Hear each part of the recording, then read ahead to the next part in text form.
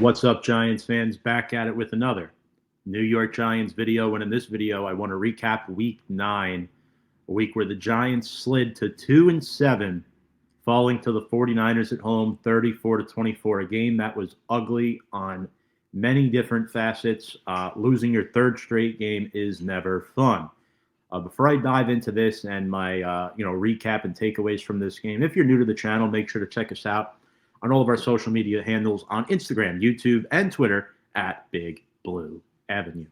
We appreciate all your support as always, folks. And week 9 was brutal. Giants had a chance to win this football game, right? It was 7-7, or the Giants led early.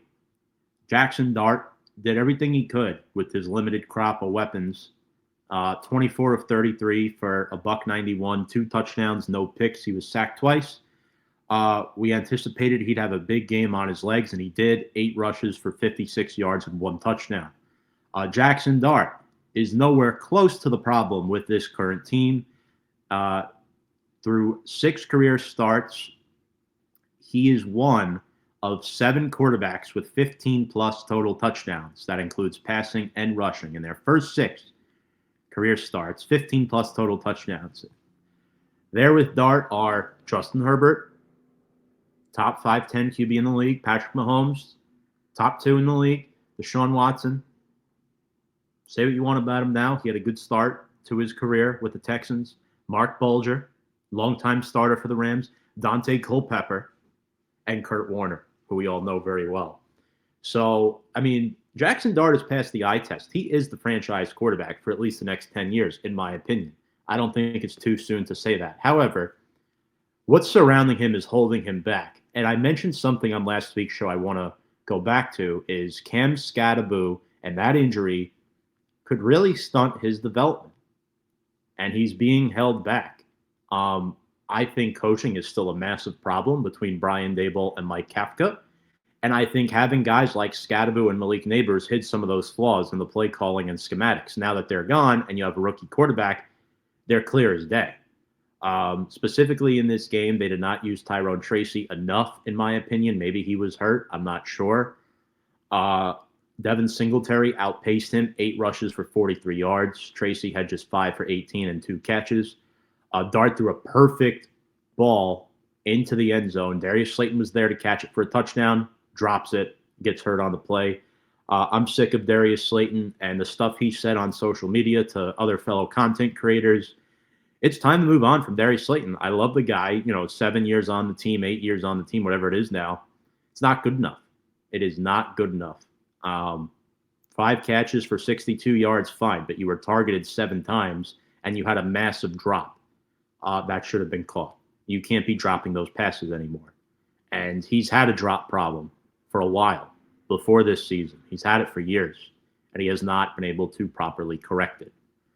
Wan'Dale Robinson, typical Wan'Dale stat line, loads up on catches, limited yards, 9 catches for 46 yards. A lot of the stuff was underneath. Giants could not take many shots despite the lack of San Francisco's pass rush. Also, I'm out on Theo Johnson, guys. 3 catches, 27 yards, and a touchdown. Sure, he has 5 touchdowns this year. That's more than any other Giant. He has 5 touchdown catches over his last 5 games. But he had multiple drops again. The Giants had their starting tight end, in my opinion, in Daniel Bellinger, and they phased him out for some reason. He's a better catching tight end than Theo Johnson. Theo Johnson is a bigger, bulkier version of Evan Ingram. That is what he is. He reminds me more of Larry Donnell, actually, now that I think of it, but he also has a drop problem. He is not going to be the starter on this team 3 to 4 years from now. And if he is, it's a massive problem. Losing John Michael Schmitz stinks. Lost him to an ankle injury. He's kind of going back down to earth. He's not a good starting center in the NFL. So offensively, outside of Dart, it was horrendous. Bo started for Illuminor. Can't fault the kid too much. He played his heart out. They had some dumb penalties, but at the end of the day, you can't blame a 5th-round rookie on that offensive line for the reason why they lost. Defensive end Brian Burns, I thought was great. Again, terrible play calling from Shane Bowen. The game plan sucked, but Brian Burns gets his 11th sack of the season. That forced fumble off Mac Jones late in the first half That led to a Graham Gano missed field goal. Shows you everything that's wrong with the Giants. Unable to capitalize off turnovers in the red zone. It's not winning DNA. It's losing football. It's a losing culture. We saw the culture starting to change with Dart and Scadaboo and Neighbors. Now that two of those three are out, it's Dart pretty much running the show on offense, and it's Brian Burns right now on defense. No one else is really contributing. You could say Abdul Carter is showing signs, Cordell Flott showing signs. That's great, but they don't have Micah McFadden. They don't have Javon Holland didn't play. Paulson Adebo didn't play. Flott didn't play. A lot of the future pieces of this team were out, the good players. And then you're left with guys like Tyler Nubin, who can't attack running angles at all. He can't stop the run. Christian McCaffrey had an awesome game. He made Mac Jones look good again. And Mac Jones is a serviceable quarterback. You got to give him some credit. You can't just fault it all on the Giants. Mac Jones, 19 of 24 for 235 and 2 touchdowns. Yeah, he lost that fumble, but no QB is perfect. And for a backup QB, this is a pretty darn good stat line. Christian McCaffrey, the Niners ran all over us, right? The Niners had the number 30 rushing offense in the NFL. And they followed Scout. They followed the game plan. They're like, let's look past that.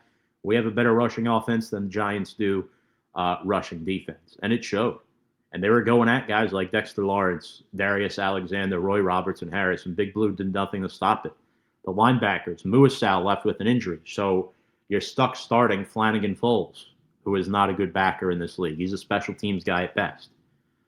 So they really miss Micah McFadden. I'll tell you that now. And Bobby Okereke, he's getting closer to 30. Still a decent player. Not a guy I view as a number one inside linebacker anymore, though, and not a guy who's worth $10 million a year contract-wise. He's on year 3 of his 4-year deal.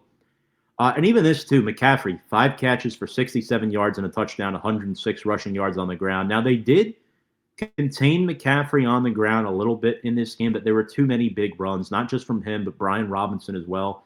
5 rushes for 53 yards and a score. They couldn't stop the run, and they couldn't stop CMC all game. Niners outgained the Giants 380 to 296. And a big reason why they lost, the secondary could not get off the field. And that's why I think it's time to fire Shane Bowen. In a post-game presser, they asked Dexter Lawrence, do you still feel confident in Shane Bowen as your defensive coordinator? He said, I think so. And then he continued to go on and talk about stuff. Shane Bowen has lost his players. I'm telling you that now. They're not quitting. They're hanging on by a thread, but it's trending that way. Their secondary couldn't get off the field, and the Niners were without their best 2 wide receivers, and Brandon Ayuk and Ricky Pearsall. They've been without them all season long. So the Giants had Deonte Banks, who Joe Shane traded up to get in the first round of the draft, who was a scheme-specific player for Wink, and when Wink left, he fell apart. Not a first-round pick. Tyler Nubin, second-round safety, should have kept Xavier McKinney.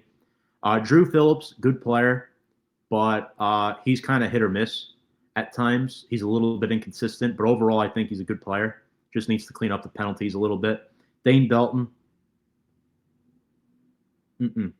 backup at best. He makes good plays, but he is not good in pass coverage. Corey Black, late round pick. You can't fault the kid too much. But the point I'm making is these are all Joe Shane draft picks, and they're going up against guys like Kendrick Bourne and Jawan Jennings. And all due respect to them, I think they're serviceable players. Those are not guys that should be lighting you up. Niners had mostly backups at the skill positions outside of McCaffrey and Kittle on their offense. It was an unacceptable performance. And that is why I think it's time to fire Shane Bowen. I think he's on super thin ice. The offense, even with limited weapons, is doing enough to win the Giants football games, despite all these drop problems they have and these penalties. All in all, something's got to give. And, I've been calling for this for weeks. Look, I never want to see anybody get fired, but I'm a Giants fan. I want to start winning football games. Wish Shane Bowen the best. It's time to move on. Hopefully he can find another job elsewhere. But, man, like this guy, he just does not know how to run a defense properly, especially this one. He is a run-stuffing specialist. On paper, Giants have a bottom 2 run defense in the NFL for the past 2 seasons, by the way. It's a problem. Giants lose by 10. Again, the offense scoring 24 points with limited weapons, not bad at all. In fact, I think that's pretty darn good. But they couldn't stop an offense that had mostly backups at the skill positions. That's why the Giants are at 2-7 and the Niners are at 6-3. And don't get me wrong, I think the Niners are a good football team. I think they have a good coach with Kyle Shanahan. I thought Rob Saleh devised a great game plan for Jackson Dart. Even though Dart looked good, they limited some big time throws down the field. They eliminated that. But all in all, it's a loss.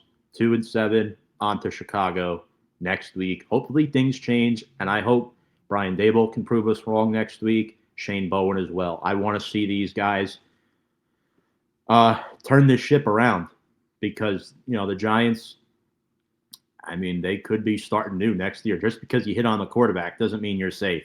You got to start winning football games. Folks, give us a follow on Instagram, Twitter, and YouTube. If you like what you watch, make sure to ring the bell for notifications. Drop a comment. Do you agree or disagree?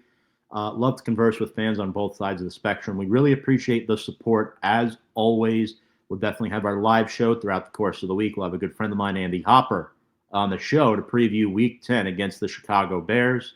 Without further ado, let's go Big Blue.